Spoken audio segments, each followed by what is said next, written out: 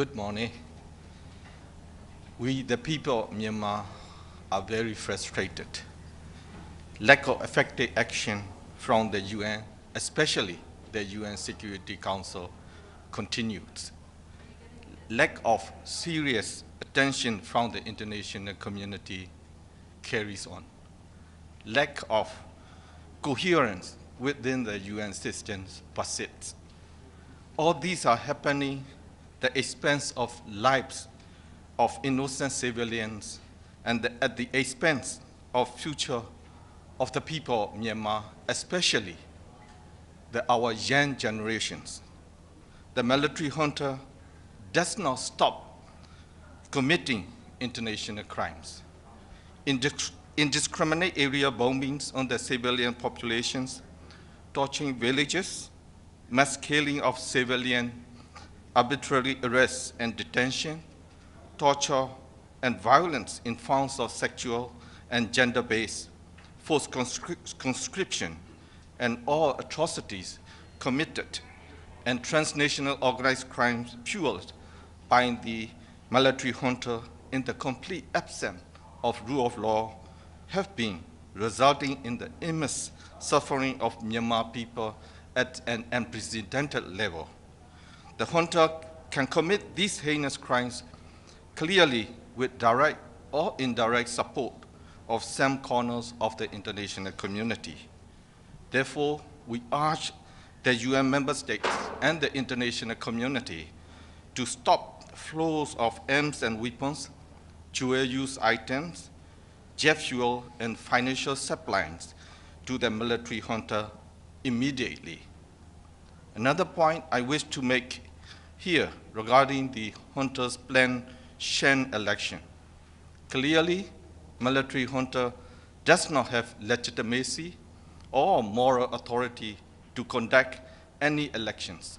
Any elections organized by the junta will never be free, fair, or inclusive. The people already expressed their will through the 2020 free and fair general elections. The military ignored it by staging the illegal coup in 2021. The people of Myanmar strongly reject the junta's sham elections. I urge the international community to steadfastly oppose such planned sham elections of the junta. In the name of humanity, I urge the member states, especially the member states of the UN Security Council, to bring some hopes to our people through today's private meeting on Myanmar. I thank Ambassador Barbara Wood, permanent representative of UK, and her team for their hard work, and I thank you. Ambassador, it's Margaret Bashir with Voice of America. The junta doesn't seem to be bowing to any international pressure so far. It's been a couple of years now. So do you think that there can be any difference really made here in the Security Council or even in the General Assembly? Thank you. Definitely, if there is a unified positions of the UN Security Council, if there is a unified voices from the UN Security Council, definitely it can make changes with regard to the atrocities committed by the military junta. And do you have any update on Aung San Suu Kyi, how she is, her condition? Personally, I haven't heard anything about Aung San Suu Kyi, because we all are very concerned with her health and her security. Thank you. Ambassador, I'm from NHK Japan. Do you think is there any possibility of the dialogue or negotiation between the military junta and the democratic force? Yeah, our position is very clear. We never reject the dialogue, but we need to make sure that we will not repeat that what we already have in 2010, 2015. That is what we really want to see it. So they have to apply to make sure that military will not be in politics in the future of Myanmar.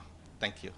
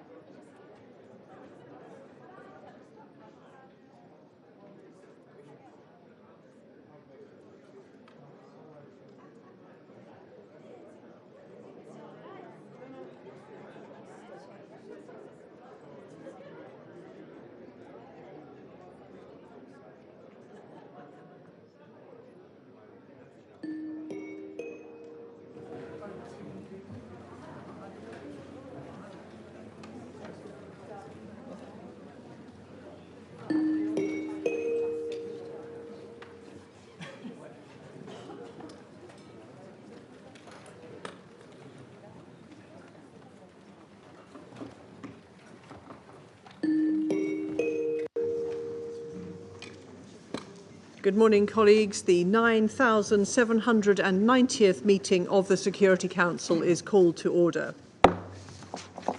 The provisional agenda for this meeting is the situation in the Middle East, including the Palestinian question. The agenda is adopted. In accordance with Rule 37 of the Council's Provisional Rules of Procedure, I invite the representative of Israel to participate in this meeting. It is so decided.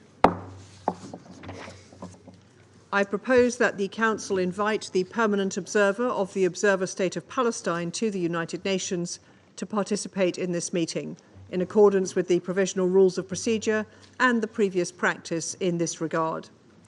There being no objection, it is so decided.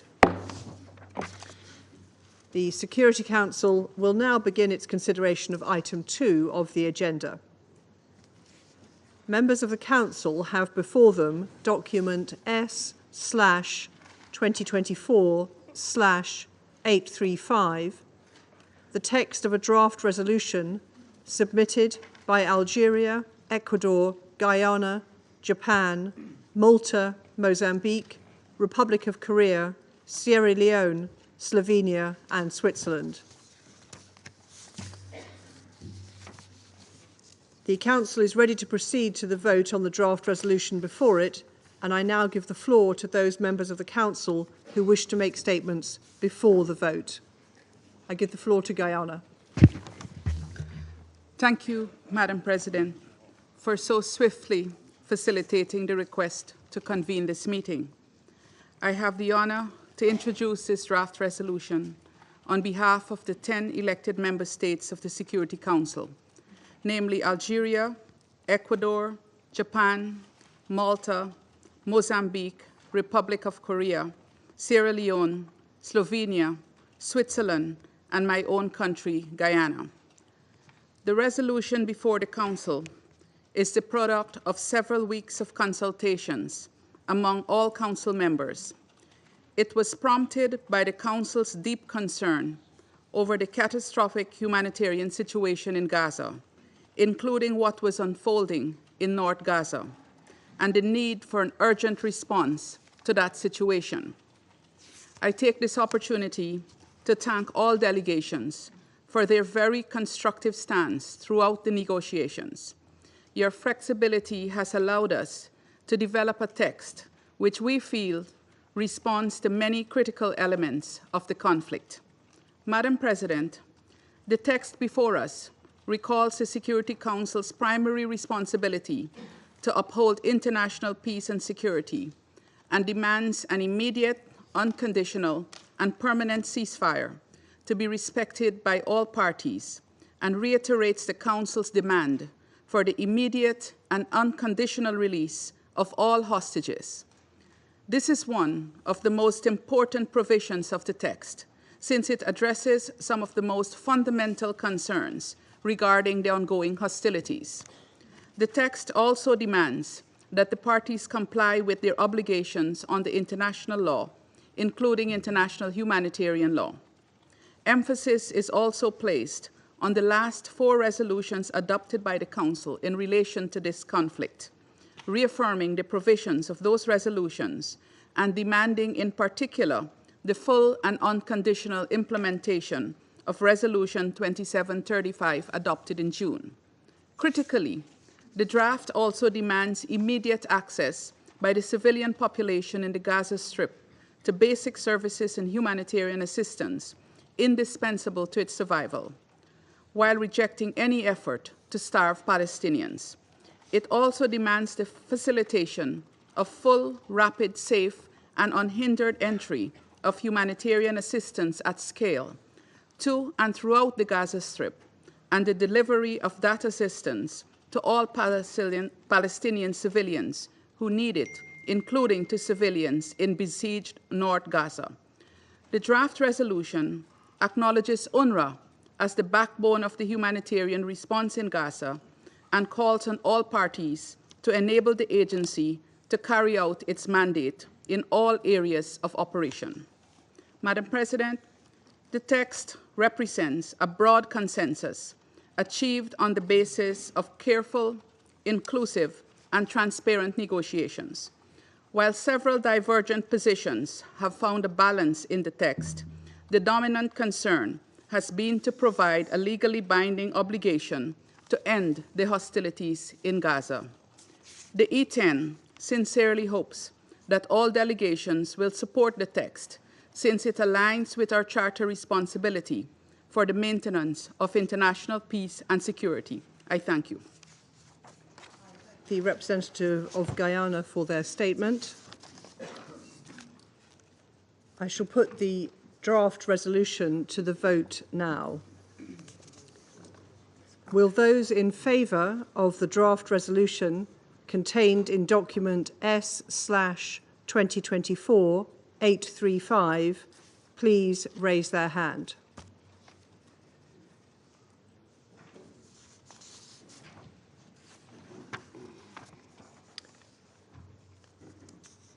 Those against?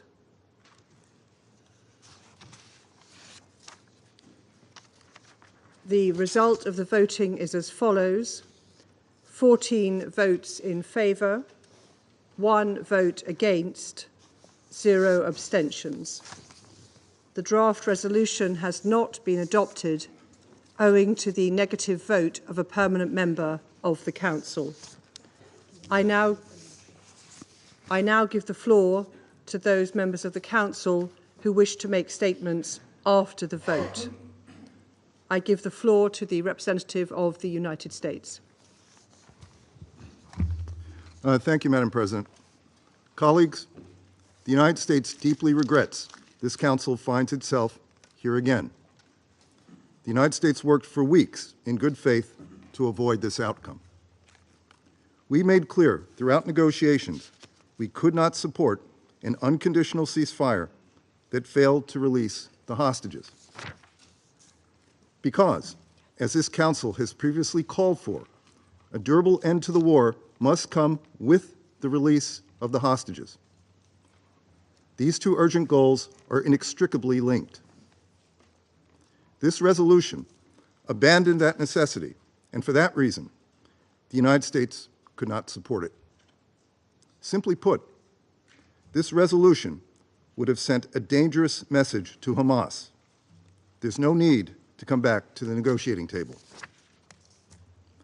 Hamas would have seen it as a vindication of its cynical strategy to hope and pray the international community forgets about the fate of more than 100 hostages from more than 20 member states who have been held for 410 days.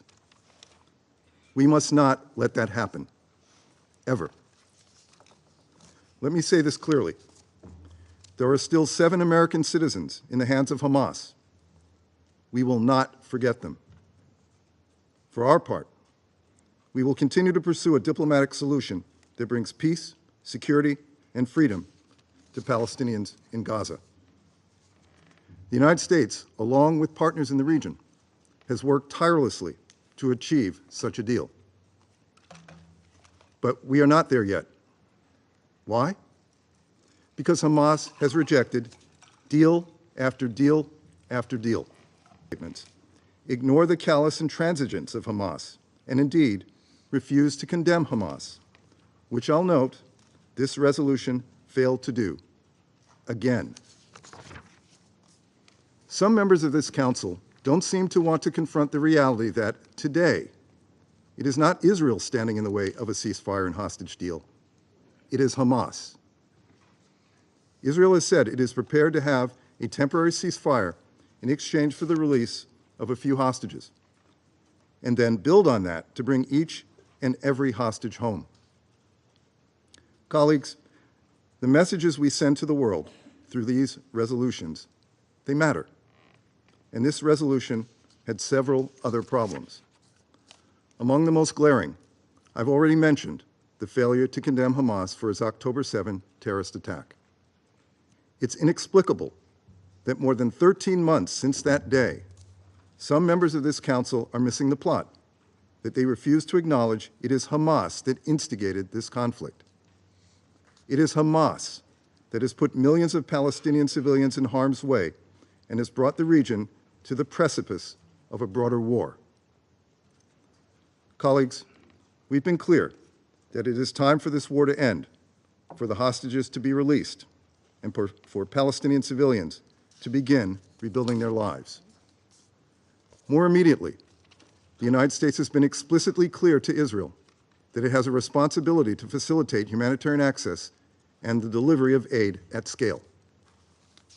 We believe the process of laying out the terms of what we expect from Israel in a very detailed way has generated a change in Israel's approach. American diplomacy will continue to press for more aid in and throughout Gaza, which requires a sustained, expanded implementation of urgent steps to improve conditions on the ground. We regret that the Council could have incorporated compromise language the UK put forward to bridge the existing gaps and support these humanitarian steps. With that language, this resolution should have been adopted, and the Council would have reinforced ongoing diplomatic efforts on the ground. Indeed, we also put forward many formulations over the past few weeks that could have bridged the gaps and seen this Council speak with one voice. Despite these proposals from the United States throughout this process, many on this Council did not engage seriously on their merits and rather continued to seek a path of discord. In fact, we heard that some desired a U.S. veto rather than of a consensus product. That is cynical and unfortunate. Colleagues, this is not how this process should work.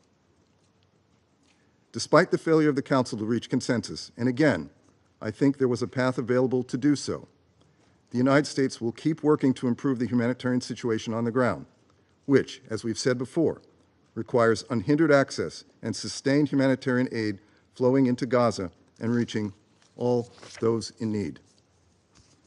Colleagues, in closing, let me just note that the United States has taken a very clear position since this war began, which is that Israel had a right to defend itself after the worst slaughter of Jews since the Holocaust.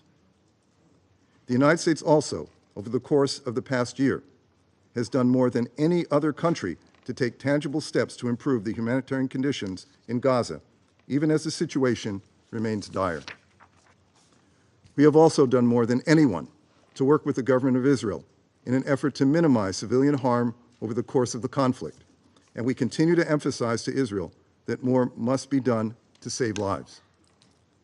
The United States also continued to work with regional partners to support a revitalized Palestinian Authority that can assume responsibility for governing Gaza and the West Bank.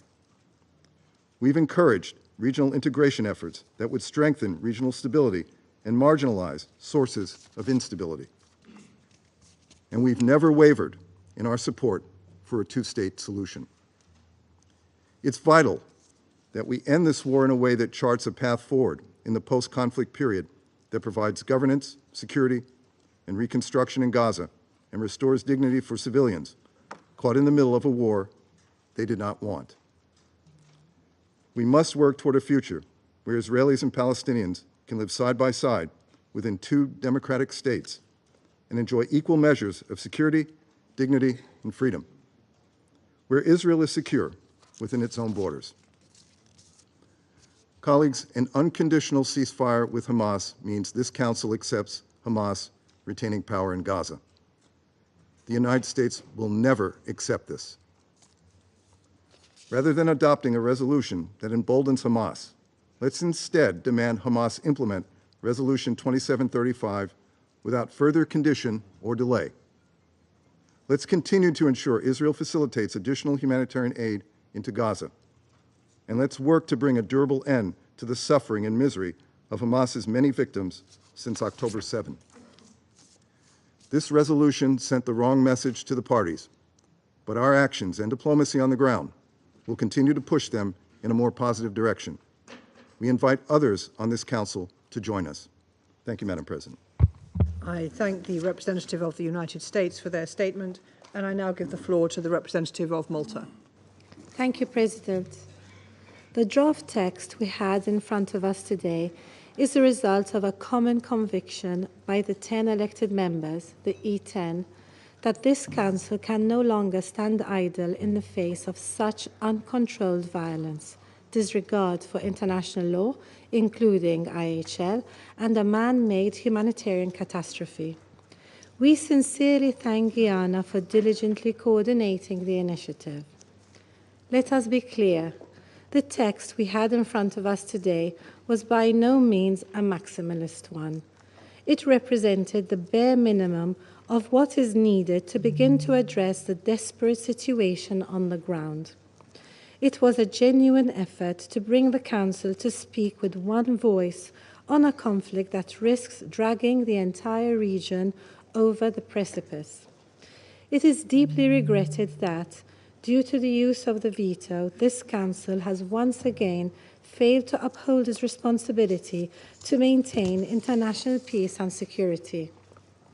President, as the region continues to descend into further violence, civilians across all sides continue to endure unimaginable suffering. In North Gaza, hungry Palestinian mothers trudge through a destroyed landscape, seeking food and medicine for their malnourished children, while airstrikes and hostilities continue to decimate their land and people. Innocent civilians have been held hostage in squalor by Hamas and other armed groups for over a year.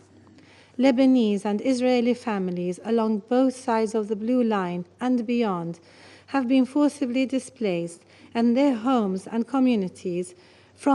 and communities in an effort to seek safety. These are the consequences of the ongoing failure to secure a peaceful solution to this conflict. The draft resolution would have finally made a clear demand for an immediate, unconditional, and permanent ceasefire in Gaza. It would have demanded that the humanitarian needs of Palestinians in Gaza are urgently met, including for civilians in besieged North Gaza. It would have demanded the immediate and unconditional release of hostages. It would also have sought to call on all parties to enable UNRWA to carry out its mandate as adopted by the General Assembly in the face of grave threats emanating from the recently adopted legislation in Israel.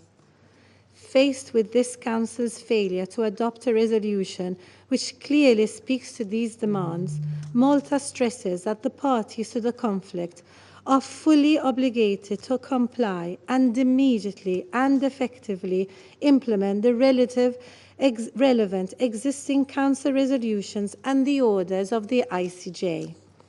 We unequivocally stress that international law, including international humanitarian law and international human rights law, must be respected by all parties.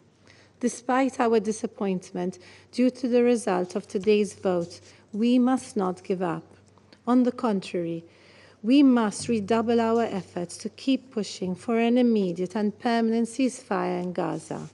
The time has come to bring an end to this extraordinary suffering, to restore hope, to give peace a chance. A peace based on a two-state solution in accordance with Security Council resolutions and internationally agreed parameters. Thank you. I thank the representative of Malta for their statement, and I now give the floor to the representative of Algeria.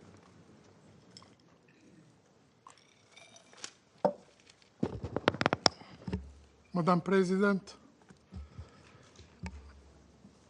at the outset, I extend my gratitude to those who voted in favor of the draft resolution presented by the 10 elected members who are the representative of the collective will of the international community.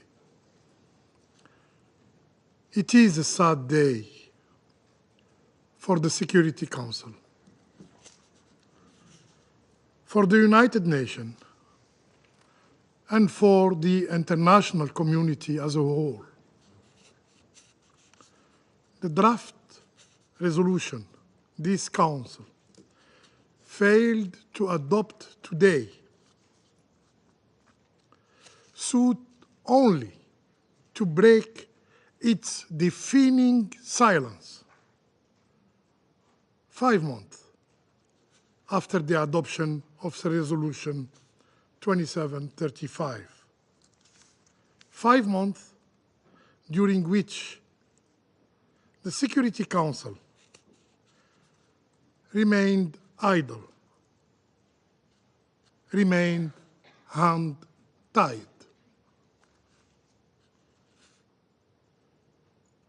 This text was far from ideal, but it represented the bare minimum that should have united us. Algeria, my country, has consistently called for enforcing Security Council decisions and imposing sanctions on those who defy the collective will of the international community. For this reason, our position was to adopt a resolution under Chapter 7 of the UN Charter. There were significant concessions during negotiations. Yet, one member chose to block any action from this Council. Today's message is clear. To the Israeli occupying power first. You may continue your genocide. You may continue your collective punishment of the Palestinian people with complete impunity. In this chamber, you enjoy immunity. To the Palestinian people,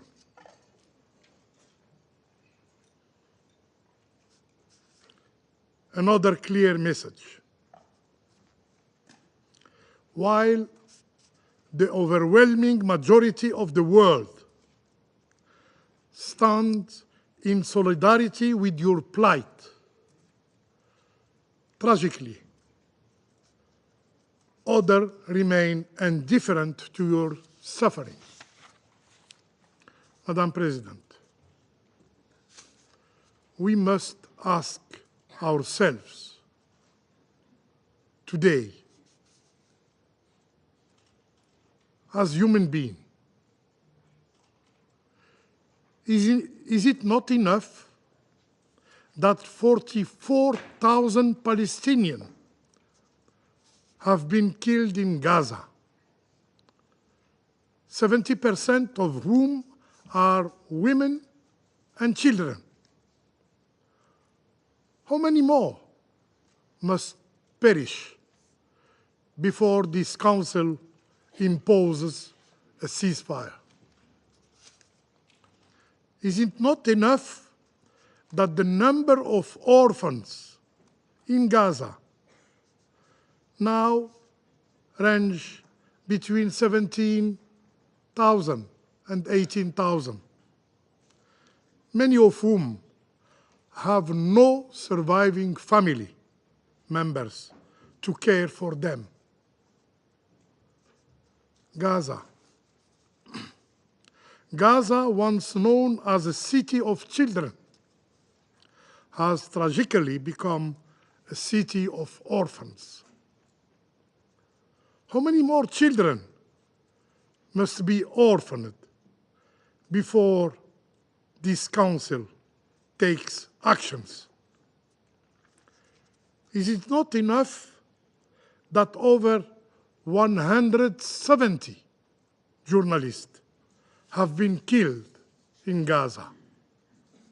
And how many more journalists must die before this Council acts? Colleagues, Israel, the occupying power, has killed more journalists in 1 year than those lost in World War II and the Vietnam War combined. Where are those? Where are those who proclaim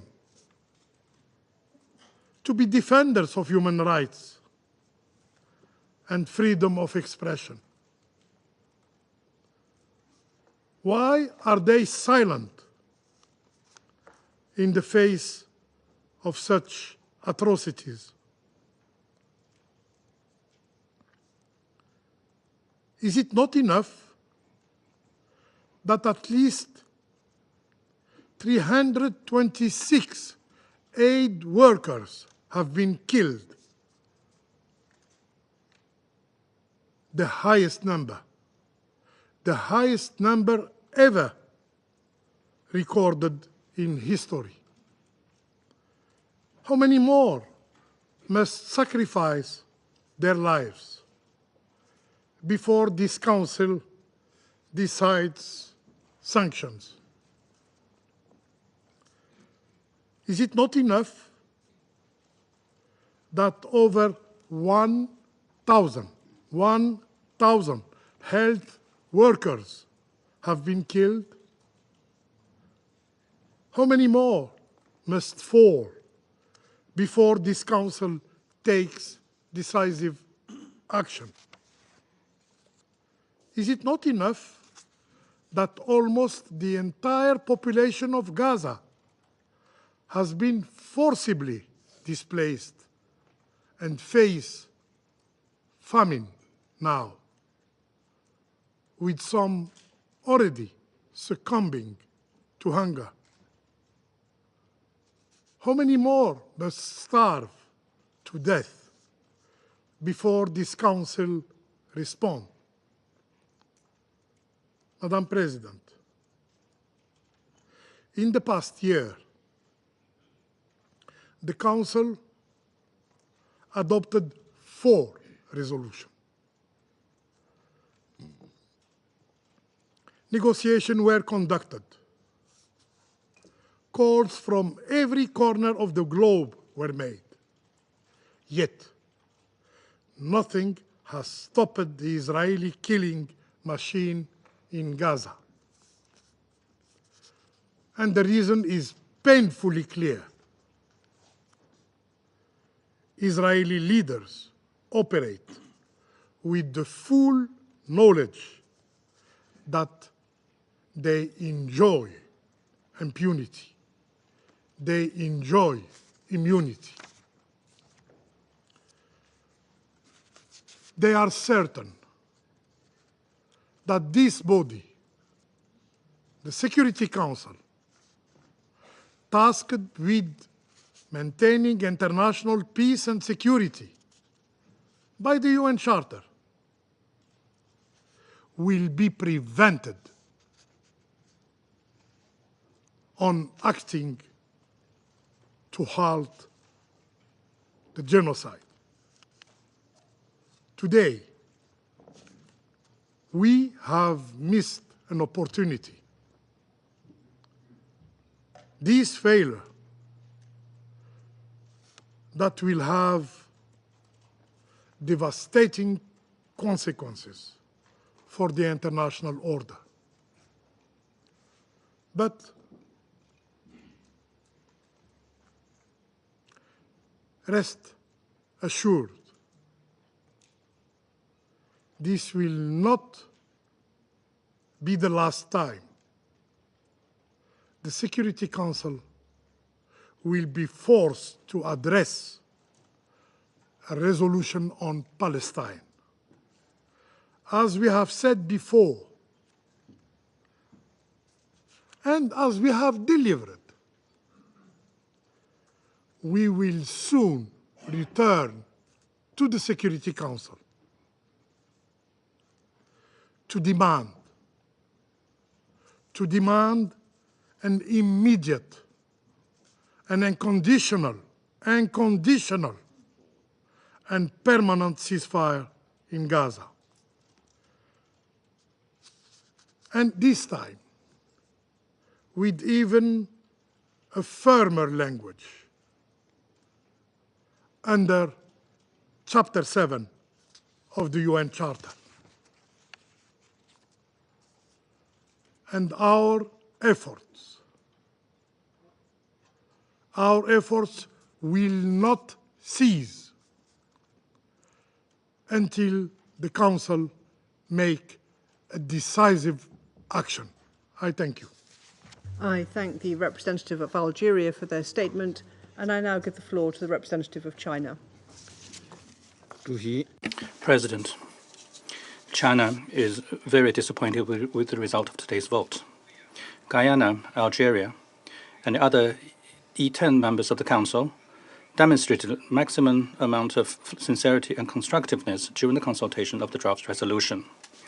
The U.S. long use of the veto has dashed the hope of the people of Gaza for survival, pushing them further into darkness and desperation. I said during the Council's debate on Monday that every moment will be recorded in history and will be judged by history.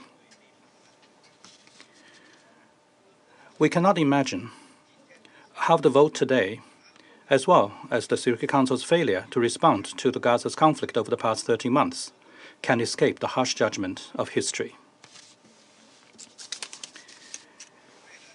In the future, when looking back, people will find it hard to believe what happened.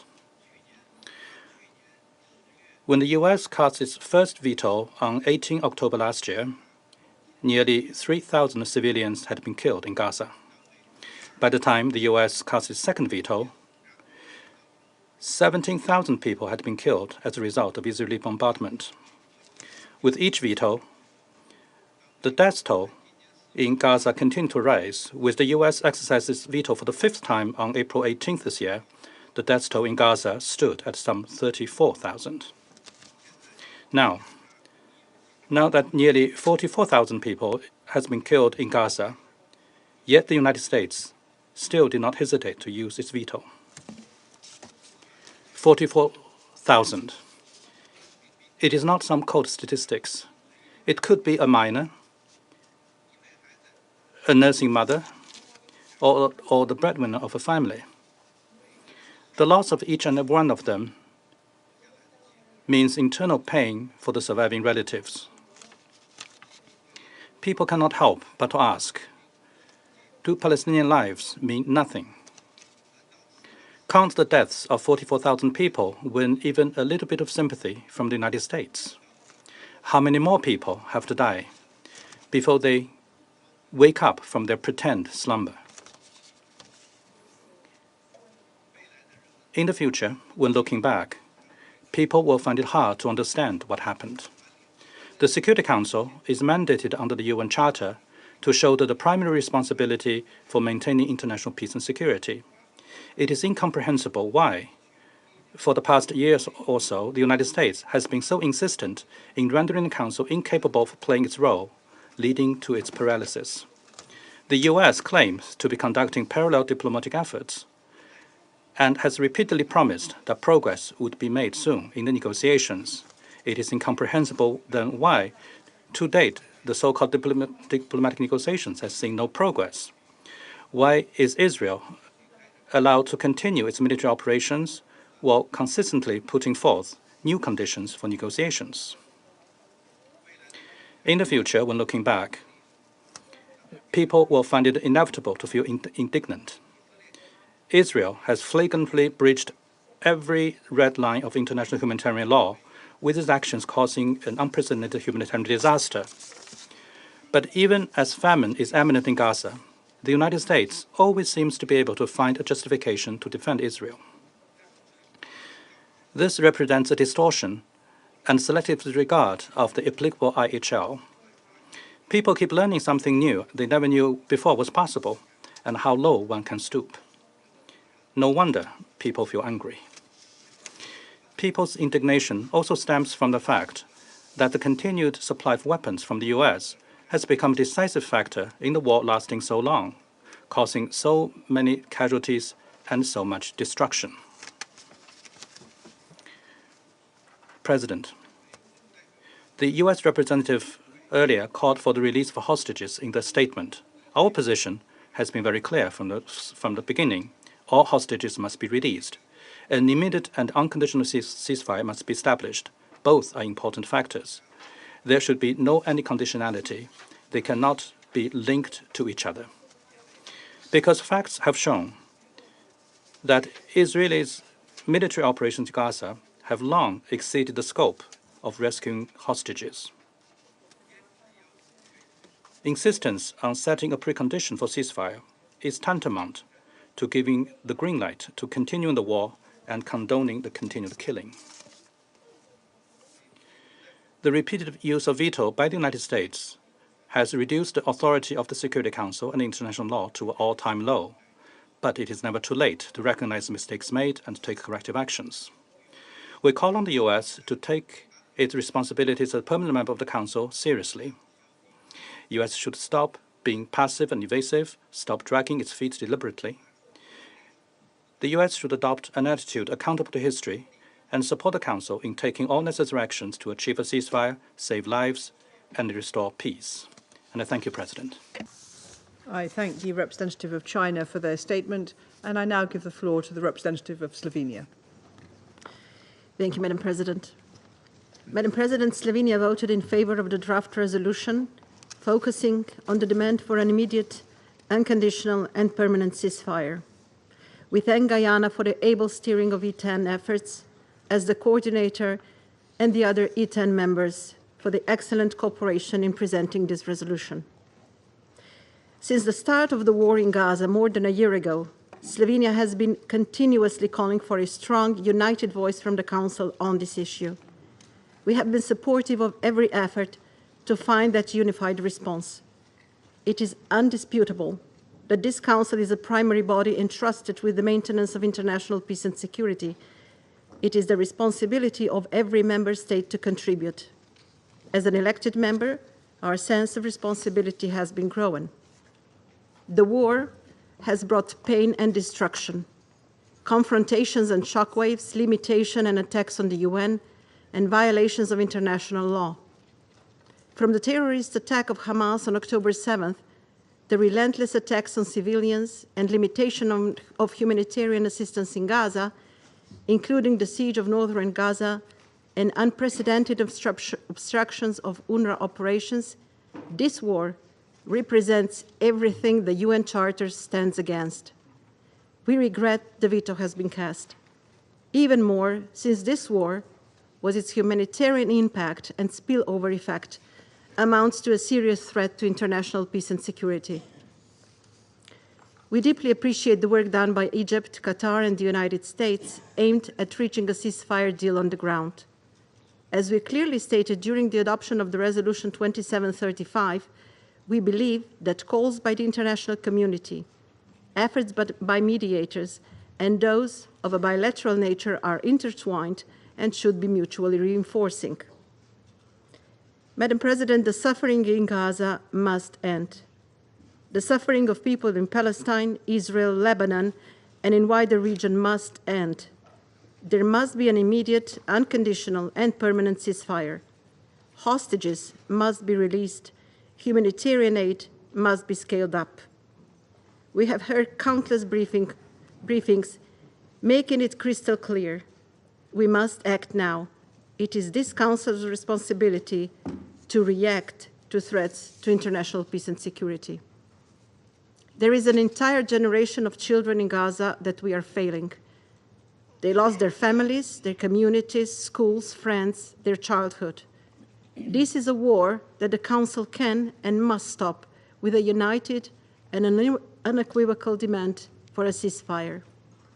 This is the first step towards achieving a comprehensive solution to the conflict, a first step to give those children a future.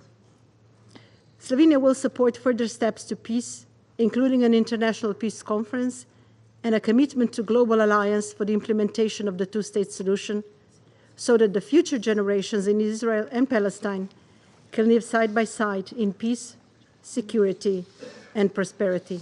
Thank you. I thank the representative of Slovenia for their statement, and I now give the floor to the representative of France.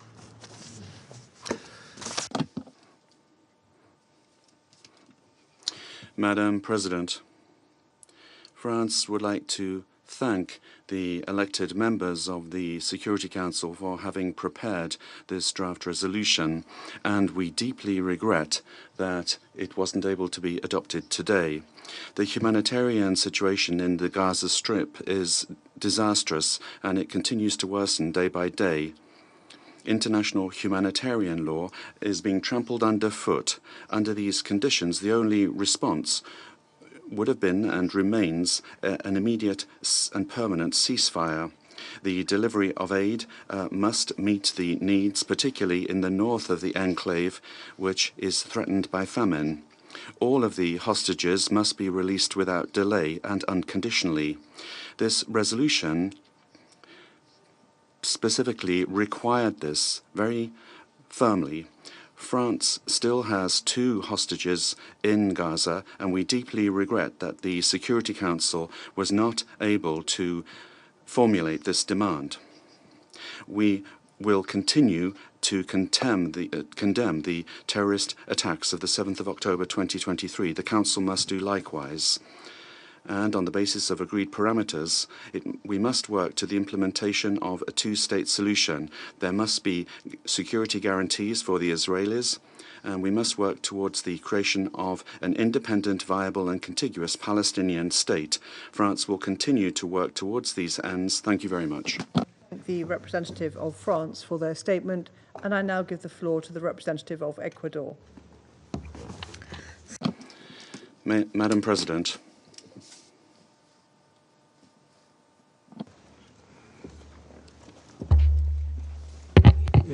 Me disculpo, señora. do forgive me, Madam President. I would like to explain that Ecuador voted in favor of the draft resolution that we have just considered, and we are a co-drafter of this together with the other elected members because we share the feeling of urgency for the Council to act once again to put an end to war, to ensure the release of the hostages held by Hamas, and to attend to the disastrous humanitarian situation facing the civilian population in Gaza, approaching famine. For the second time this year, the E10 accepted the challenge of drafting a text that would be acceptable to all members of the Council, and that would allow it to fulfill its responsibility in the face of a pressing situation. The draft resolution is the outcome of a long process of negotiations in which we saw the participation of all members of the Council, and that was coordinated in a very swift and delicate manner by the delegation of Guyana, and we thank you for that. The text that we considered was asking the Council to require an immediate ceasefire, the release of hostages, and the urgent delivery of humanitarian assistance for the civilian population. These demands are shared by an overwhelming majority of the members of this organization. Other elements of great urgency and importance were also included in the draft resolution, such as the need to implement the current resolutions that were adopted in previous months and to meet the standards of international humanitarian law. The text also contains a condemnation of all terrorist acts, which implicitly includes those that have been committed by Hamas on the 7th of October 2023 and the taking of hostages. My delegation once again deplores these barbaric acts, the immediate cause of the war that has now laid waste to Gaza. In such a complex situation, a perfect situation in everyone's eyes is impossible to attain. Ecuador, for example, would have preferred to adopt a resolution that would also contain an explicit condemnation of the terrorist attacks of the 7th of October. However, the 14 votes in favor are a clear indication that the draft resolution that was put for consideration of the Council is timely and appropriate, and it's regrettable that it has not been adopted due to the negative vote of a permanent member of the Council. I thank you. I thank the representative of Ecuador for their statement, and I now give the floor to the representative of Sierra Leone. Thank you, Madam President. We thank Guyana, the coordinator of the E10 on the resolution on the situation in Gaza, for their commendable and tireless efforts in facilitating the negotiations. We thank all Council members for their engagement and flexibility in the negotiations. Sierra Leone voted in favor of the E10 resolution on the situation in Gaza in order to have a ceasefire and, more importantly, to save lives. We therefore deeply regret that the resolution was not adopted, even though 40 members of the Council, an overwhelming majority, voted for its adoption. 13 months into the conflict in the Gaza Strip, with over 43,500 deaths, hundreds of thousands injured, and about 1.7 million internally displaced persons, with women, children, and young people bearing the brunt of the conflict, it is long overdue for the Security Council, as guided by the Charter of the United Nations, to take an appropriate step to end the carnage in the Gaza Strip. While we recognize the tireless efforts displayed by this Council in adopting 4 resolutions so far, namely 2712, 2720, 2728, and 2735, it is regrettable that the parties to the conflict have failed to fully comply with their respective provisions. The adoption of Resolution 2735 on 10th June 2024 had ushered in renewed optimism that through diplomatic efforts, a deal could be agreed upon that will achieve a ceasefire between Israel and Hamas, ensure the release of hostages, guarantee the effective distribution of humanitarian assistance at scale throughout the Gaza Strip, and establish the framework for the reconstruction of Gaza and commence the process for the actualization of the two-state solution. Unfortunately, this process has been slow without any tangible progress, and every day that elapses, we witness more deaths and suffering. For this reason, and the many horrific humanitarian and security reports and briefings on the situation in the Gaza Strip, Sierra Leone joined the E10 initiative to have a text that clearly demands for an immediate and unconditional ceasefire and the immediate and unconditional release of all hostages. The text further called for compliance with obligations under international law, access by the civilian population in the Gaza Strip to basic services and humanitarian assistance indispensable for their survival, while acknowledging UNRWA's role in facilitating and distributing aid to civilians. An adoption of this text could have compelled the parties to the conflict to fulfill their legal, political, moral, and humanitarian obligations to the civilians in the Gaza Strip and the hostages held by Hamas since the 7th October 2023. It could have been a path to justice and an enforcement of accountability. It would have allowed this Council the opportunity to affirm its role and unite its strength to save humanity from destruction. Nevertheless, we will not despair, and so Sierra Leone remains committed to supporting any credible and serious political and diplomatic efforts that will finally address this protracted conflict. I thank you. I thank the representative of Sierra Leone for their statement, and I now give the floor to the representative of the Russian Federation. Madam President, we thank Guyana and other elected members of the Council for the courage they've shown and for their efforts to move today's draft resolution forward.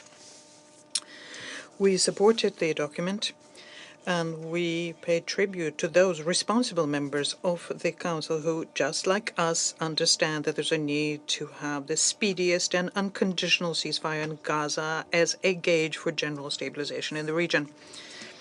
And now I would like my colleagues to listen very carefully to the following part of my statement. Once I finish, I'll explain why. It is shocking that the U.S. has vetoed an effort to save the lives of Palestinians and Israelis, though perhaps we shouldn't be surprised about it. For months, the United States has obstructed and obfuscated, standing in the way of the Council action to address the catastrophic situation in Gaza and playing on one side of the conflict to advance its own political objectives at the expense of Palestinian lives. Today, the Council would have come together to call for a comprehensive ceasefire, protection of civilians, and solution to the whole complex of humanitarian problems faced by the Palestinians. The U.S. claims it is in the interest of the regions, but votes against a resolution supported by the majority of regional countries, and which would have passed for the benefit of the region. We could have demanded today an immediate, unconditional, and sustainable ceasefire in Gaza, as well as an immediate and unconditional release of all hostages. It is unconscionable that the U.S. would cynically stand in the way of demanding such actions to save lives in the world's worst humanitarian crisis. We do not need to be lectured by the United States on hypocrisy. Hypocrisy is what they exhibit every day in different conflicts, not respecting state sovereignty and shamelessly imposing their own rules and interfering in their internal affairs. As a result, tens of thousands of civilian lives have been lost. We are watching the situation closely and will continue to call out abuses and those who are responsible, particularly the United States. We must continue to amplify the voices of Palestinian people who are calling for peace, prosperity, and justice. And the United States cannot stand in the way of that. You gathered, I take it, that what I've just quoted is almost a direct quote from yesterday's statement by the United States during the voting on the resolution on Sudan. And in our view, this was a very appropriate quote. We would like to thank our American colleagues for the fact that they relieved us of the need to preparing most of the statement in the explanation of the vote because of their statement yesterday. Now I will address my American colleagues and say that you today have definitively shown that you are fully responsible for the death of tens of thousands of innocent civilians, for the privations of refugees, suffering of hostages, and the illegally detained Palestinians. It was very interesting to hear the representative of the American representative today in the wake of the vote. For example, he said that the resolution does not contain provisions on the release of hostages. Well, it does contain such a provision. Perhaps the U.S. representative should read through the resolution before voting against it. He also stated that the resolution does not have a condemnation of the attack on the 7th of October. I would like to remind our American colleagues here that it was the United States who, on the 18th of October 2023, vetoed a Security Council resolution which condemned a condemnation of the 7th of October attack. The United States positioned themselves as a key partner, not just for Israel, but also for the Arab states. But they vote against resolutions who are in the interest of all of the Arabs and supported by the Arabs themselves. If the draft had been passed, we could have demanded that Israel end its deadly attacks in Gaza, in the West Bank, that it rein in its continued aggression against Lebanon and Syria. We could have sent a very clear signal to the parties to end violence and move on to the political and diplomatic settlement of the Palestinian issue. But the cold and cynical opposition by the United States to the simple demand on behalf of the Council to save human lives is an unconscionable and inhumane act. We have no doubt that the Israelis themselves are interested in ending the spiral of violence, and we categorically reject attempts to present the events on the 7th of October of 2023 as the starting point for the bloody events in the region now. The reasons for that are much deeper, and they have to do with a very old historic injustice where One side was given the opportunity to create their own state, and others have been consistently denied the exact same right. We will continue speaking resolutely for demanding the end of violence against Palestinians. No doubt, we will continue calling out the abuses and hypocrisy by the United States when it comes to settling this situation. We will not allow the United States to muzzle the voice of the Council when and continue emboldening further merciless operations by Israel. Our common duty is to make sure that the voices of the absolute majority of the people on this planet to end this spiral of violence in favor of a just settlement of the Palestinian issue on the basis of an acknowledged basis and the desire to become a full member of the UN, that these voices be heard. We must bring peace, stability, and prosperity to the Middle East. And no one, including the United States and other Western states who indulge them, has a right to inhibit these aspirations. I thank you. I thank the representative of the Russian Federation for their statement, and I now give the floor to the representative of the Republic of Korea. Thank you, Madam President. Since the adoption of Resolution 2735 this past June, the Security Council has been hoping and expecting the finalization of the deal to achieve an immediate ceasefire and release of all hostages in Gaza. As the president of this council in June, I remember how desperately all council members aspired for the swift implementation of this resolution, which urges both parties, notably Hamas, to accept the proposed agreement. Since then, 5 months have passed, and the conflict has brought even more death, misery, and destruction to Palestinian civilians and Israeli hostages. And it is deeply disappointing that in spite of the efforts by mediators, US, Egypt, and Qatar, Resolution 2735 has yet to be implemented. The Republic of Korea still hopes that those diplomatic efforts will lead to a fruitful outcome that accomplishes an immediate ceasefire along with the release of all hostages. Madam President, as repeatedly pointed out, under this ceaseless armed conflict in Gaza, humanitarian efforts cannot deliver substantive results. An immediate ceasefire is not only an option, it is the only way to save lives in Gaza.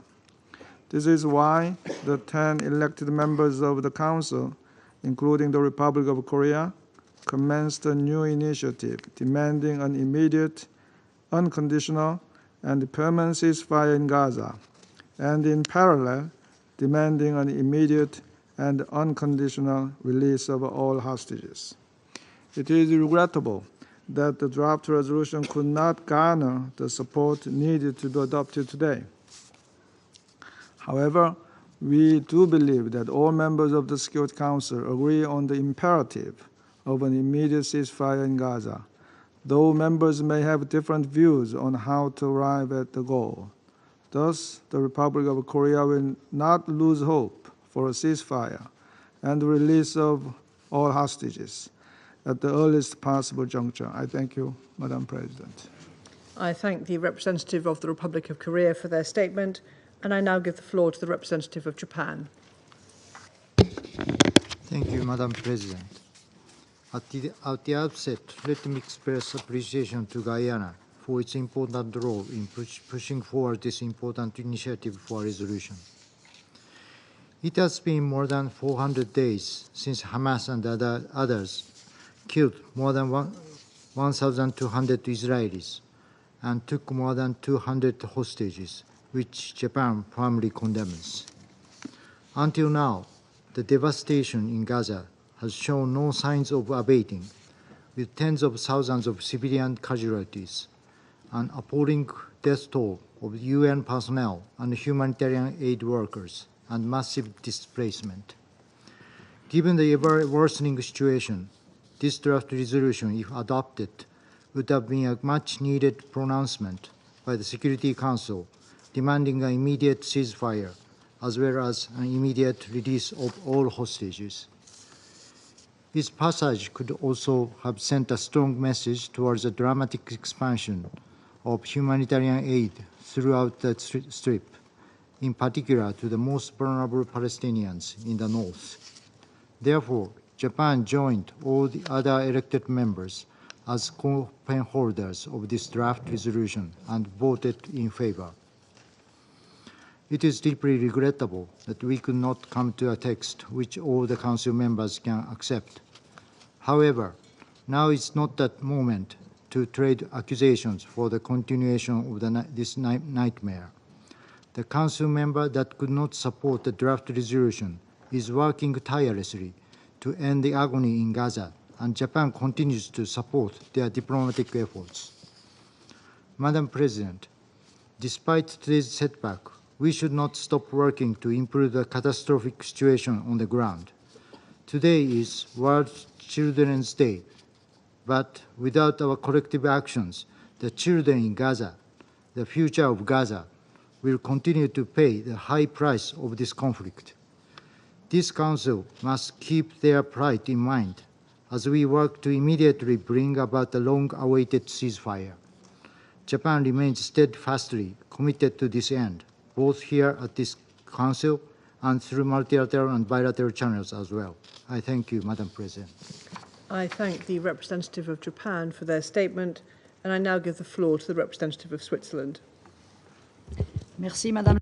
Thank you, Madam President. I would like to thank all the elected members, in particular our coordinator from Guyana, for their tireless efforts for urgent and necessary action by this Council, and I thank all of the members that supported our resolution.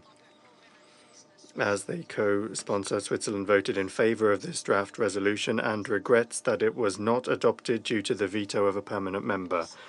More than 5 months after the adoption of Resolution 2735, this draft reaffirmed our commitment to an immediate, unconditional and permanent ceasefire, to the immediate and unconditional release of all hostages, and to the safe, rapid and unimpeded delivery of humanitarian aid to the civilian population.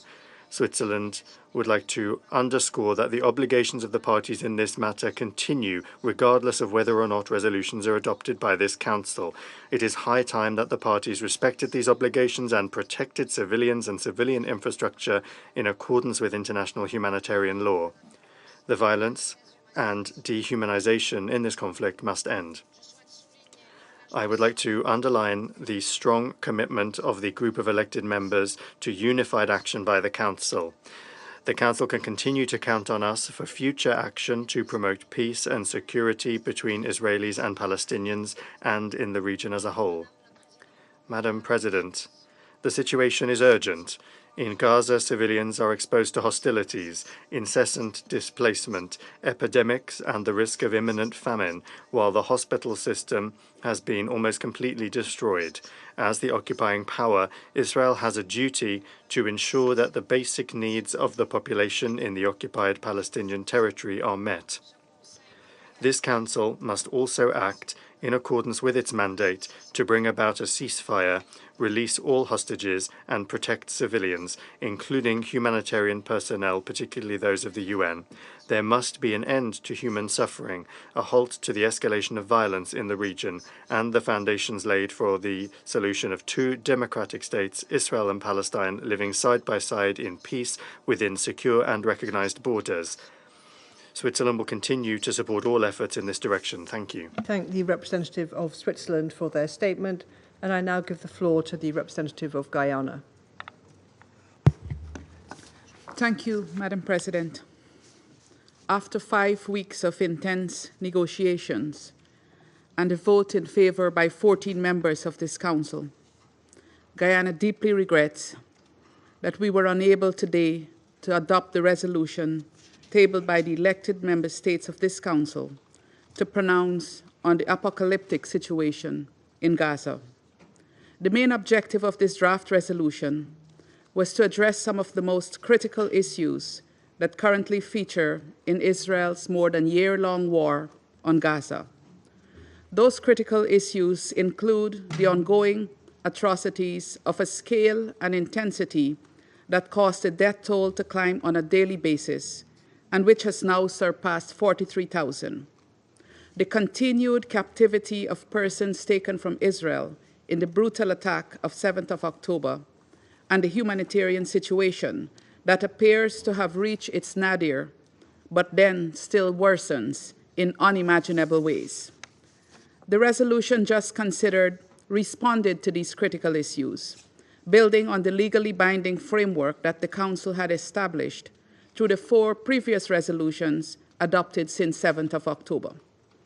Importantly, this resolution would have gone further by adding several critical dimensions to that framework. Those include, for the first time, an unequivocal call for an immediate, unconditional, and permanent ceasefire in Gaza, an affirmation of the centrality of UNRWA's role in the humanitarian response in Gaza, as well as an affirmation that respect for the International Court of Justice and its functions is essential to international law and justice, and to an international order based on the rule of law. Contemplating the end of the war and the mammoth investments that would be required for reconstruction, the resolution sought to make a contribution to day-after planning by requesting the Secretary General to prepare a comprehensive report, which would include a needs assessment for Gaza in the short, medium, and long term. It is deeply disappointing, therefore, that these constructive contributions could not be added to the legally binding framework already in place on the war in Gaza. Madam President, many have said that the ongoing annihilation of the Palestinian people is a major stain on our collective human conscience. Today, the Council had the opportunity to begin erasing that stain by demanding an immediate, unconditional, and permanent ceasefire. But despite our best efforts and the almost universal support to go in that direction, the Council was again hamstrung by a veto. Guyana hopes that the inability of the Council to adopt this resolution will not be seen by those who want to continue this war as a license to continue killing, starving, and maiming innocent civilians. Madam President, the continuation of sheer misery cannot and must not be the fate of Palestinians. Their suffering must end. They need to see the seeds of peace being planted by this Council. They need to see that this Security Council is giving peace a chance. That hope was dashed today, but it has not been eclipsed. Guyana will continue to work with fellow Council members to try to achieve tomorrow what we could not achieve today. Not trying is simply not an option. I thank you. I thank the representative of Guyana for their statement. I shall now make a statement in my capacity as the representative of the United Kingdom. I'd like to start by thanking Guyana and the E10 for their tireless work on this resolution. The United Kingdom voted for this resolution as an expression of our determination to end this war, stop the suffering in Gaza, and secure the immediate release of the hostages. The UK remains resolute in our call for an immediate ceasefire, the immediate release of all hostages cruelly held by Hamas since the 7th of October 2023, and urgent action to address the humanitarian crisis. The deterioration of the humanitarian situation in Gaza is catastrophic and unacceptable. All of Gaza is at the risk of famine, and in some areas, this is likely to be imminent. Yet the aid reaching civilians remains entirely insufficient to mitigate this unfolding disaster. The unthinkable hardship that civilians are already facing in Gaza is set to get even worse as winter approaches. Israel must take urgent action to alleviate this crisis. International humanitarian law must be respected by all sides. We regret that the Council was unable to reach consensus on this issue. But colleagues, we remain committed to the vision of this text, and we will keep striving alongside our partners to bring this war to a close, to secure the release of the hostages, and to secure a huge scale-up in aid and to protect civilians. I resume my function as President of the Council. The representative of the United States has asked for the floor to make a further statement. I give them the floor. Thank you, Madam President. My apologies for taking the floor. I just need to respond very briefly to some comments made by the representative of the Russian Federation. Let me just say, as I've said many times, Russia is in no position to single out any state for being responsible for the deaths and killings of civilians when every day it is raining down hundreds of missiles, bombs, and UAVs on the people of Ukraine, conducting some of the most savage and barbaric attacks seen in Europe since World War II. We will continue to remind the world of this barbarity, carried out by a permanent member of the Security Council in blatant violation of the UN Charter. So, Madam President, I would say to my Russian colleague that he should think twice before accusing anyone of hypocrisy. Thank you. I thank the representative of the United States for their statement. The representative of the Russian Federation has asked for the floor to make a further statement. I give them the floor. Madam President, I'll be brief. I have a rhetorical question to the American representative. You don't have to answer. Do you have any other narrative apart from the one that he has delivered today? When we hear what he's saying, we get the impression that we're watching Groundhog Day, the movie. Groundhog Day. Thank you. I thank the representative of the Russian Federation for their statement. I now give the floor to the representative of the Observer State of Palestine. Thank you, Madam President. There is no right to mass killing of civilians. There is no right to starve an entire civilian population. There is no right to forcibly displace a people. And there is no right to annexation. This is what Israel is doing in Gaza. These are its war objectives. This is what the absence of a ceasefire is allowing it to continue doing. This full-fledged Israeli assault against the Palestinian people and the Palestinian land is about everything except the hostages. If the families of hostages can see that, how can anyone in this room claim otherwise? A ceasefire will allow to save lives, all lives. This was true a year ago. This is even more true today. A ceasefire doesn't resolve everything, but it is the first step towards resolving anything.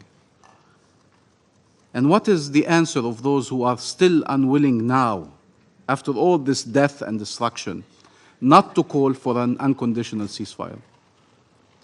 Is it to accept that the killing should continue until we resolve everything while we watch that we are resolving nothing? We heard over and over again statements in this chamber by all members without distinction about protection of civilians, about rejecting forcible displacement, about rejecting starving the Palestinian population, about rejecting annexation, about rejecting wanton destruction, about rejecting regional escalation. Everyone around this table agreed on these objectives. And yet here we are. 44,000 Palestinians killed. This is those who are accounted for. Many more are not accounted for. One day we will retrieve them in mass graves under the rubbles, and we will discover the real numbers of this horror. And there will be many that we will never retrieve. Famine, that is looming all over Gaza, that is a reality in northern Gaza. 2 million people displaced, still hunted even when they are in tents. Total destruction of Gaza and all the requirements of life in it. And war on Lebanon, its people and its sovereignty.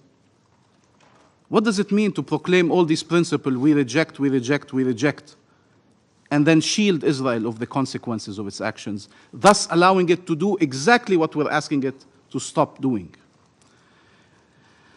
Madam President, the world should not grow accustomed to the death of Palestinians, to seeing Palestinian children starving, to seeing mothers carrying their children from one place to another, forcibly displaced. They should not get accustomed to seeing journalists killed and humanitarians killed, to see Palestinians detained, abducted, carried on trucks to go be tortured, sexually abused, and raped. The fact we are Palestinians does not make that less shocking or less outrageous. Maybe for some we have the wrong nationality, the wrong faith, the wrong skin color. But we are humans, and we should be treated as such. Is there a UN charter for Israel that is different from the charter you all have? Tell us. Is there an international law for them, an international law for us? Do they have the right to kill, and the only right we have is to die? What the hell does Israel need to do more for this council to act under Chapter 7? What more can they do for this council to act under Chapter 7?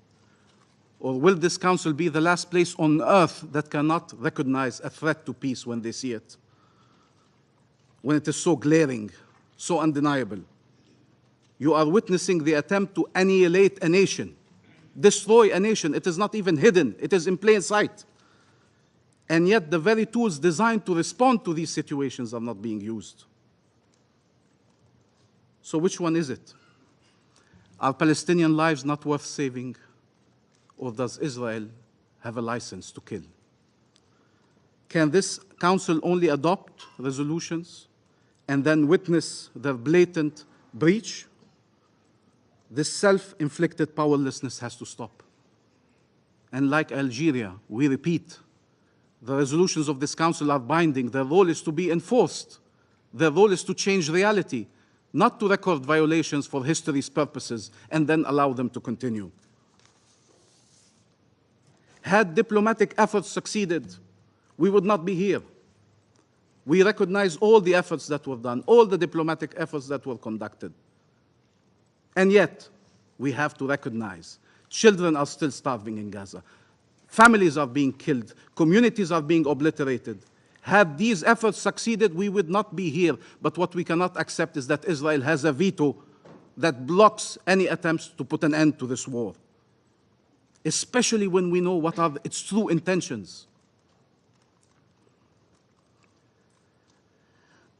Madam President, many peoples, many governments around the world are saying the right things and trying to do the right things. And we have here to express our gratitude to the E10 for their relentless efforts for over a year now, and in the recent month. We all were hoping that 2735 would lead to a ceasefire. And we can discuss who is responsible for that ceasefire not occurring. For us, it is pretty clear that Israel had never an intention to accept a ceasefire and has found every reason not to have a ceasefire. We thank Guyana for its efforts in coordinating the E10 initiative. We thank all of those who have voted in favor of this resolution, and we agree with Malta and with Algeria. This is the bare minimum. This is the bare minimum that morality, humanity, legality would plead for. And this bare minimum, even this bare minimum, was vetoed. I truly do not understand, and you're saying we cannot be for an unconditional ceasefire. What that means in effect now is that we are for a war You're saying we cannot be for an unconditional ceasefire that does not release the hostages. Is this war releasing the hostages? Is it even trying to release the hostages? So what does it mean? We accept this war that is killing hostages and that is killing, maiming, terrorizing, destroying an entire nation. When is it enough? When is it the point where we say, no, we mean ceasefire now, now. We will not allow you to not listen to us, to ignore us, to insult us, to play games with us. This resolution is trying to restore life, to save lives. It's not a dangerous message. The draft resolution is not a dangerous message. This veto is a dangerous message to Israel that it can continue executing its plans, the very plans you oppose. And the messages we send do matter. And that is the wrong message at the worst possible time. Israel is responsible for the Palestinian civilians it kills. It cannot be absolved of that responsibility. It is killing them purposefully, deliberately, repeatedly, massively. It is starving them on purpose. Nobody can deny it. We sat in this room, we heard every UN agency, every testimony, every NGO, Palestinian, Israeli, international, saying the same things. This is by design.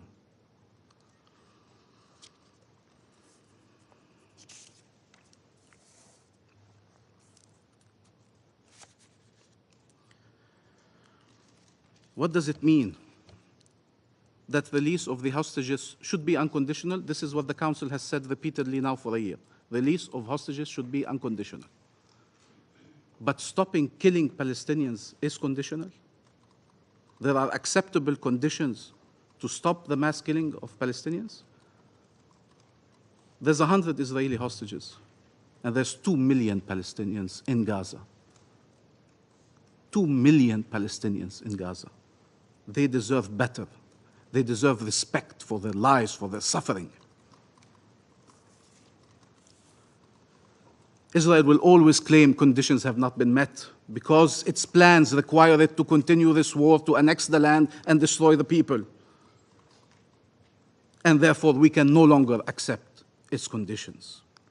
14 months, and we are still debating if a genocide must be stopped. There's no justification whatsoever for vetoing a resolution trying to stop atrocities. No justification for that. Madam President, one day someone will dig up these meetings, the records of them, will see us pleading for the lives of our people over and over and over and over again. And they will try to understand why our calls were not heeded. They will look at the people who sat around this table and spoke and addressed you from all over the world to call on the Council to take action. They will read what everybody here has said, and then they will wonder how a genocide displayed on TVs known to the whole world was able to continue for this long. They will wonder if the whole world is against the mass killing, against the displacement, against the starvation, against the annexation, how come they all occurred? It is because we are allowed to speak about the rules, but not to enforce them. Because we can regret and reject, but not act. There are many states now stepping up to change this reality. We call on all states and all peoples to stand for life, for freedom, and for peace. We are out of time. We repeat, we are against harming any civilians. And we have more than our share of grievances. We could have sat here and tried to justify harming civilians. We never did, not one day. And we're still sitting here after tens of thousands of our people have been killed, many have been detained, all have been traumatized, all have been displaced. We have many reasons to say otherwise, and yet we remain steadfast. There is no reason to harm civilians, regardless of their nationality, their origin, regardless of the circumstances. But our civilians, what about our civilians? They are worthy of protection. Their lives should be saved. People cannot sit and demand Palestinian pacifism under all circumstances and enable Israeli militarism. That cannot be done. Either you believe violence is an impasse, you believe there are no military solutions, and then you act for peaceful ones and reject military ones, or you let it be military. We are for a peaceful path. Even after all that has happened, we are for a peaceful path. Help us chart it, not block it. Stop them. Help us. You would be helping Palestinians and Israelis in our region and the world. Madam President, there is a world out there where Palestinian children are able to grow. We are not born to be occupied and killed and displaced. That's not our destiny, that's not our fate. There is a world where we could live and grow and see our children grow with no occupation, no bombs, no tents, no settlements, no walls, no military checkpoints, no prisons, no constant humiliation, no oppression, no house demolished, no amputations, no pain and no agony. That world can exist today if we were to act. And the fact we are not means that many, many more Palestinians will suffer and others will suffer. We are trying to get there. We are trying to find a path that leads us there, to freedom, to life, and to peace. That should be our common objective. There is a world where there's no war in the Middle East, where Palestinians and Israeli civilians go about their lives, where maybe they can look confidently towards the future and even envisage more bridges between them, where our region unleashes its true and full potential for the benefit of all states and all peoples. It's this future that is being destroyed before our very eyes. And the entire Palestinian civilian population is the primary victim. Madam President, we call on the General Assembly to uphold the responsibilities that the Council has failed to uphold, owing to the US veto. We call on all states to use all available tools to stop the massacres. What this resolution was calling for is an unconditional end to massacres, and that is always worth supporting. I thank the representative of the Observer State of Palestine for his statement. I now give the floor to the representative of Israel. Thank you, Madam President. Before I start, I've listened to your speech very carefully, and you mentioned a future with no pain, no suffering, but you haven't mentioned one word during your speech, and I've listened very carefully. What about Hamas? You have to include in your speech a future for Gaza is a future with no Hamas.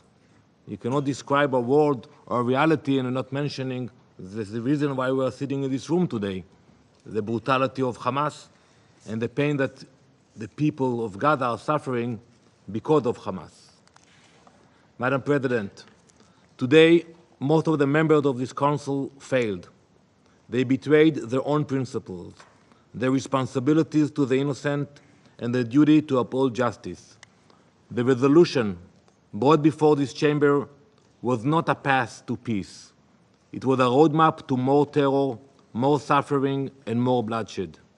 Many of you attempted to pass this injustice. We thank the United States for exercising its veto, for standing on the side of morality and justice, for refusing to abandon the hostages and their families. The text ignored the suffering of the 101 innocent hostages still held by Hamas in Gaza. Had it passed today, this Council would have sent a message to the world that terrorists can act with impunity, that the United Nations will shield and surrender to murderers, rapists, and kidnappers, rather than holding them accountable. Last week, Sasha Trofanov should have celebrated his 29th birthday, surrounded by friends and family. Instead, he is being held by terrorist monsters who recently released a video showcasing his torture. Sasha is starved, his face bruised, his spirit crushed. Hamas doesn't just imprison, they torment, they dehumanize, they rejoice in their cruelty, and now they know that this Council will do nothing to stop them. I would like to remind Ambassador Navzia that Sasha is a Russian citizen. He is included in the 29 nations which have citizens held hostage by Hamas, your citizens. Neama Levy, a bright young woman, just 19 years old, was taken and dragged into hell. Neama volunteered at a kindergarten for refugees, bringing light and love to children in need. You have seen the horrible images. Her ankles cut, her sweatpants soaked in blood. Neama's innocence, her humanity, her dreams, all stolen by Hamas. And today, someone in this council told her family that her life is not worth enough to demand her freedom. Those who supported this resolution have announced to the world Sasha's life, Naama's life, and the lives of 99 other innocent people are not valuable enough to be a condition for a ceasefire. Today, the UN celebrates International Children's Day. Rather than demanding that little children like Ariel and Kfir Bivas will be released immediately after 411 days in captivity, this Council is attempting to pass a resolution which declares that their precious lives are not worth your time. This is not diplomacy. It is appeasement. It is abandonment of the very ideal that this Council claims to defend. The world should be clear-eyed about what this text truly represents. It rewards Hamas for their barbarity. It validates their strategy of using human shields, targeting civilians, and tormenting hostages in their terror dungeons. It would have set a horrifying precedent that terrorism pays, that violence is met not with condemnation, but with concessions. Why you couldn't agree about condemnation of Hamas? You mentioned you worked tirelessly about drafting this resolution. Couldn't you sit down, the 14 countries who voted for that, and agree about a condemnation in this resolution? Like one line? We condemn the atrocities of Hamas? Was it so difficult? This Council has already adopted 4 resolutions demanding the release of the hostages. Hamas has ignored every one of them. Why wouldn't they? They have faced no consequences for their crimes, no repercussions for their atrocities, no accountability for their barbarity. Madam President, the loss of civilian life in Gaza is a tragedy. But it is a tragedy authored by Hamas. They started this war. You have to say it. You have to say that they started it on October 7th. We are not here because we wanted to be here. They have held innocent Israelis hostage for over 400 days with no sign of life or humanitarian access. They use Palestinian civilians as human shields.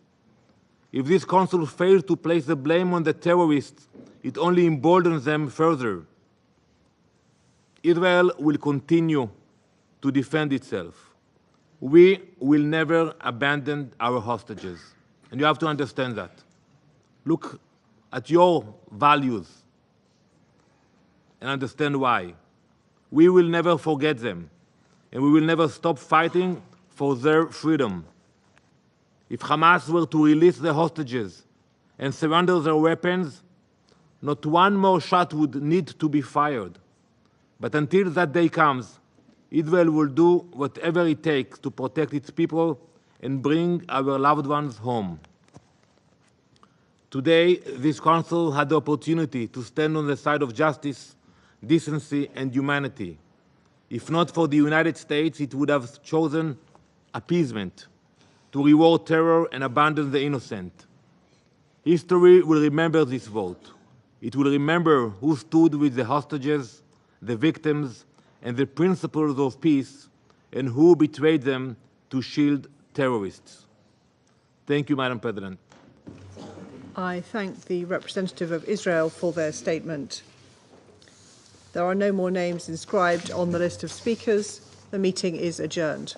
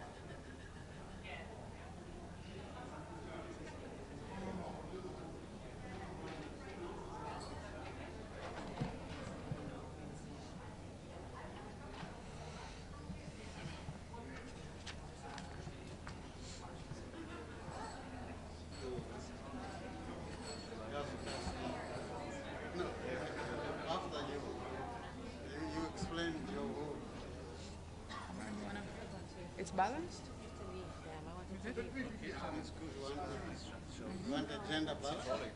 The third one should be here. Okay. Good morning, members of the media. I'm honored to make this statement on behalf of the 10 elected members of the Security Council, namely Algeria, Ecuador, Japan, Malta, Mozambique, Republic of Korea, Sierra Leone, Slovenia, Switzerland, and my own country, Guyana. Today, a resolution drafted by the E10 member states was tabled for adoption by the Security Council to address the catastrophic humanitarian situation in the Gaza Strip. The resolution was developed over a 5-week period, during which the E10 demonstrated great flexibility to reach consensus in the Council. At the time that the decision was taken to develop this draft, 4 months had elapsed since the passage of Resolution 2735. We had all supported 2735 with the expectation that a ceasefire deal would have been agreed and implemented swiftly. Therefore, in the context of a rapidly increasing death toll and widespread injury, destruction, and forced displacement in the Gaza Strip, we, the E10, concluded that any new resolution by the Council should go further than the last 4 resolutions in relation to the conflict in Gaza.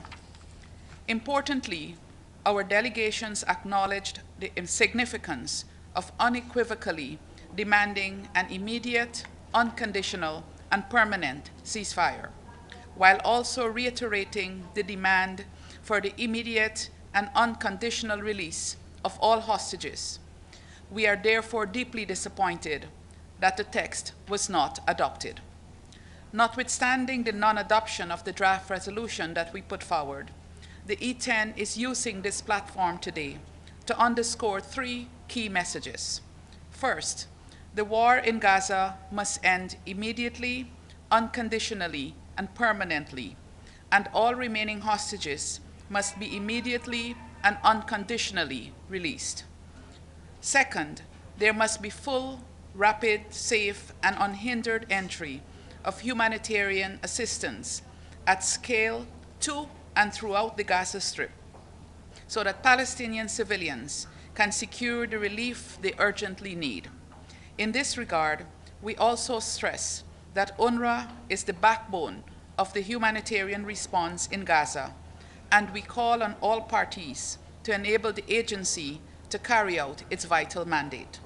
Third, the parties must abide by their obligations under international law, including international humanitarian law and international human rights law, particularly with regard to the protection of civilians and civilian infrastructure, the treatment of detainees, and the delivery of humanitarian aid. Our collective efforts to end the hostilities will not stop. Once more, the E10 is underscoring to the international community, and more importantly, to the hundreds of thousands of innocent civilians who continue to bear the cost of these hostilities, as well as those still held hostage and their loved ones, that we are deeply conscious that the Security Council bears the primary responsibility for the maintenance of international peace. We are deeply committed to this responsibility and will continue our best efforts to try to facilitate Council unity on this critical matter. Too many lives have already been lost. I thank you. Ambassador, 徐德志 with China Central Television. Now it's the 5th time that U.S. vetoed the draft resolution calling for ceasefire. What now? What are we going to have in the Security Council? What is the way out? Thank you. We will continue our efforts. Thank you. Do you think Israel is committing genocide in Gaza? You can decide.